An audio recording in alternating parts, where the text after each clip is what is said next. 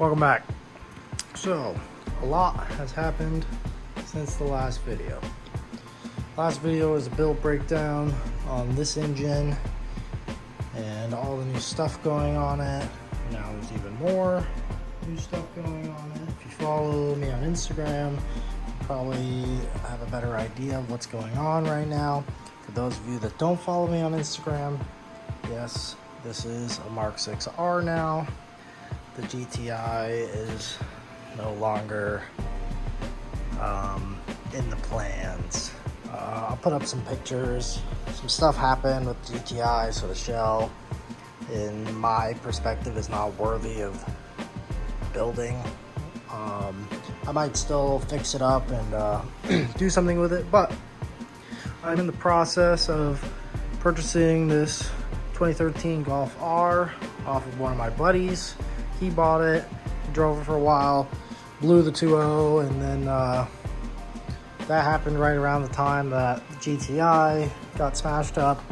So it was all kind of perfect timing, I guess you could say, if I was planning for this. But long story short, this engine is now on this Golf R. I did the conversion on it. I have listed the swap sheet at this point, and it does pretty much work with the Golf R. Today we are doing some maintenance. I've been having intermittent multiple cylinder misfire. It doesn't store any codes though, so it just happens every now and then. Usually on D-cell, it'll just misfire. I'll see the check engine light flashing. It might sound a little rough sometimes. Every now and then idling, it'll sound a little rough. So it's definitely misfiring. I did swap around a couple coil packs a couple days ago when it was a little bit worse. Already loosened that up. But no, I do not drive it like that. So I did swap some out just for the moment until I ordered new ones, because I have FCP Euro, so I'll just do the exchange policy. So I'm going to put new plugs in, since it's probably about time for new plugs anyways, because I run BKR 7Es, NGKs. Couldn't find my spark plug gap tool, so we'll just use some gauges. And I'm also putting new injectors in, because I know injectors can sometimes cause a misfire or a rough idle. And those injectors, they're Bosch 550s. But I believe I bought them remanned, so it was like cheap. It was probably around like 70-80 bucks for remands versus $250 for a set of new ones. This time I did get new ones because if I'm replacing them, might as well make sure it's good. These ones, I don't really know how to tell obvious signs of like bad injectors, because I'm not that experienced with injectors, but they seem to be okay. Maybe they're clogged or something. I wouldn't doubt it. So I'm going to replace them anyways, along with the whole ignition setup, just to be sure. If I still have a misfire from there, then, well, I'm going to have to keep digging. Hopefully it's not a valve problem, but I'm also going to take a look at the cams when I do the valve cover gasket, because I did notice when I pulled some of those coils out, there was a little bit of seepage. Nothing crazy like a bad leaking valve cover gasket, but I did see some, so I'm just going to replace it now while I'm in here pulling the turbo off, even though the turbo's 5 minutes to pull off when it's not blazing hot, which it still kind of is right now. Then from there, I'll check the cams, make sure we don't have any bad wear on any of the valve, the cam lobes, I should say, because then we'd have valve problems and that could also cause misfiring. I did have a problem with this the other day on my way to work. She was in limp mode in the morning. I kind of pushed it a little hard when she was cold, and then I realized she was in limp mode, wouldn't let me go past 3K. It was giving me an implausible signal from the crank position sensor, which had been replaced when this thing was gone through. So I'm gonna have to also get a new one from FCP on that. So I just bought a auto parts store one for now, just to make sure that I don't have to deal with this thing in limp mode, because going 75 as your top speed and 3K limiter is not fun. It is super slow.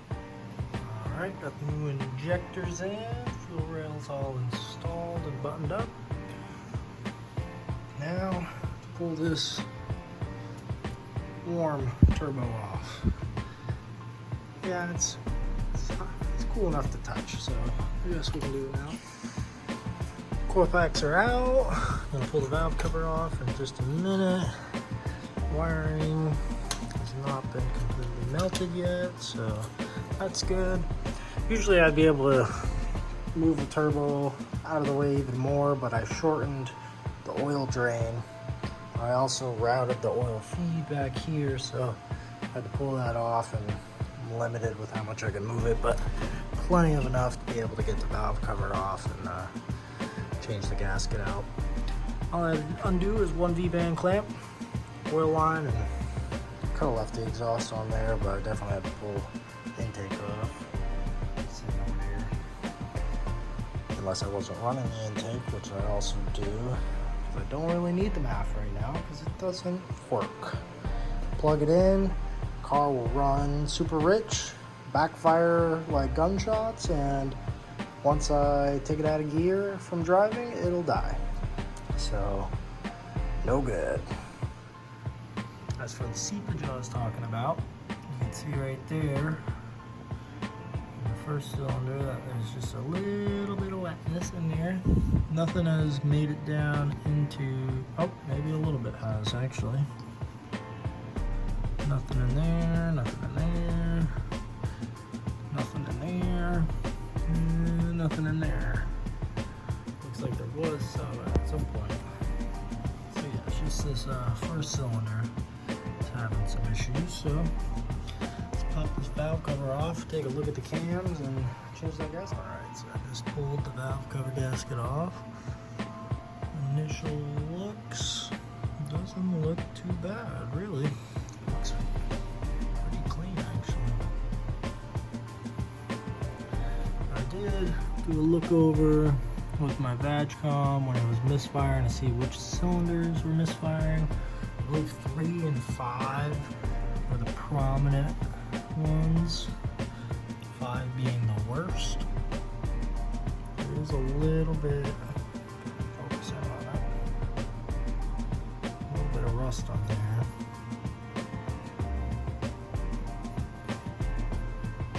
But it's pretty smooth. Looks like we're okay there. Don't have any cams that are wearing detrimentally bad. Need to clean the oil out of there. New plugs are in and gapped 0.03 inches. The valve cover gasket is on. Old plugs, while yet a little crusty on some of them, actually appear to be burning pretty clean. Check the gap on these, just so I knew what to set the other ones at. Yeah, this one has a little bit of oil on it. Tried to soak up what I could. But they're not too dark. It looks like they've been fuel mixture's been okay. Try not to run it with the MAF too long since I knew it was running rich. I had black smoke coming out, so I definitely made sure not to run that long so I didn't foul out the plugs. But let's get the new coil packs on and put it all back together.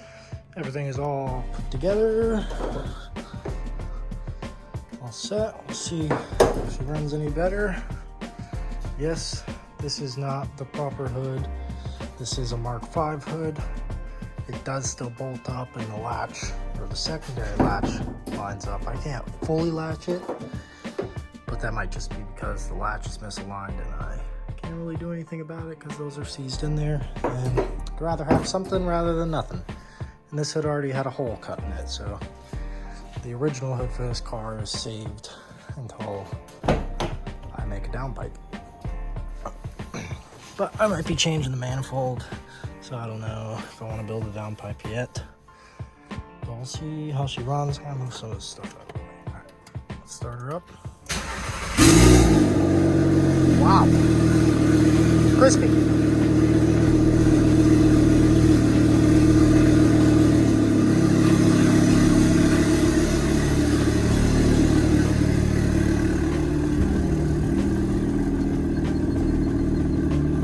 Let her warm up for a minute.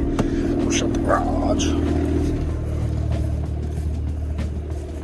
I did bump the boost controller up about 3 notches because I'm still running spring pressure. I've been bumping it up nice and slow, trying to find where the actual minimum is. This is my temporary boost gauge. $15 from Harbor Freight. If you want a nice big boost gauge that works pretty good, go to Harbor Freight, spend $15.99 and get one of these. It's bigger than the auto parts store ones, the little tiny ones, and it's way better quality, to be honest with you,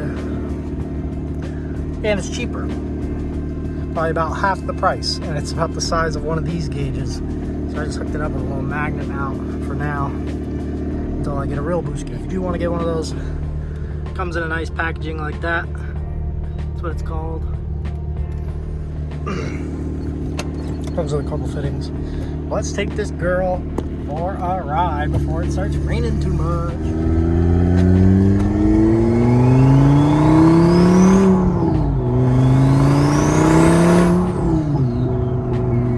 Sounds pretty good so far. Usually it's a little stumbly. And it's not gurgling anymore. Alright, let's see how she rips.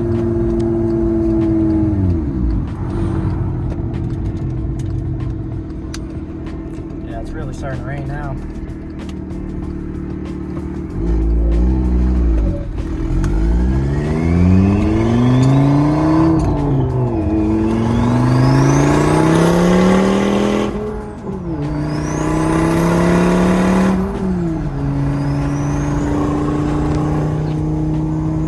So it looks like we found one bump on the boost controller, because before I was running 6 pounds, I just finally hit 7, which is good. It means the boost controller has finally hit the minimum mark, and I bumped it up by 1.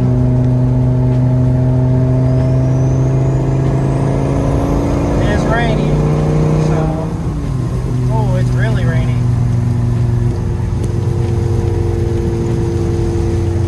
All right, I'm gonna pay attention here.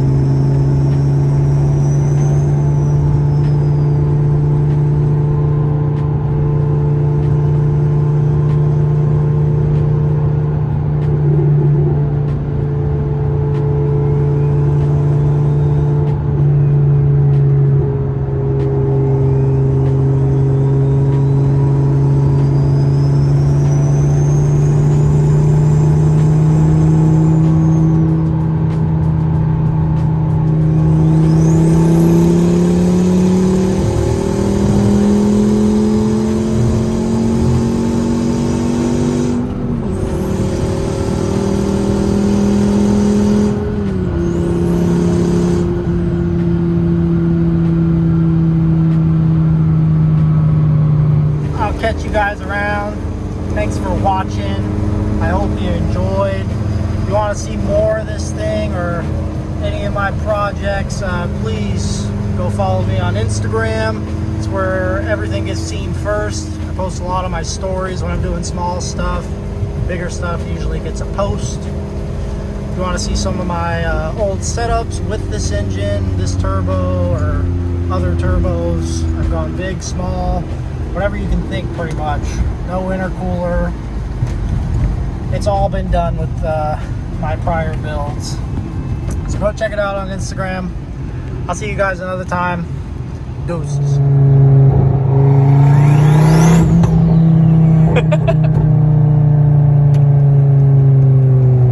It fucking tolls too. Holy shit.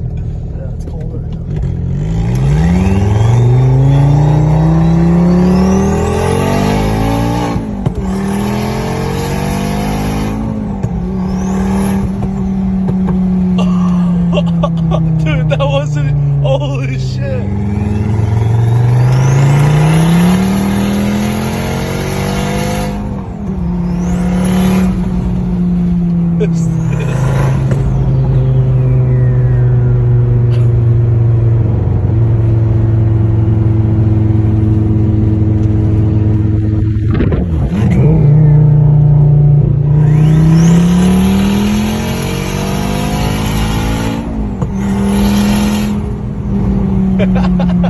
so hard to see.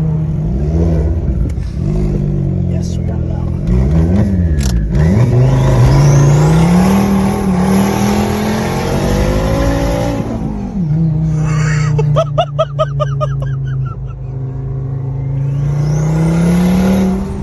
Holy shit! Damn, bro. They left streaks on the fucking. Hell yeah. Holy shit, bro. She fucking eats.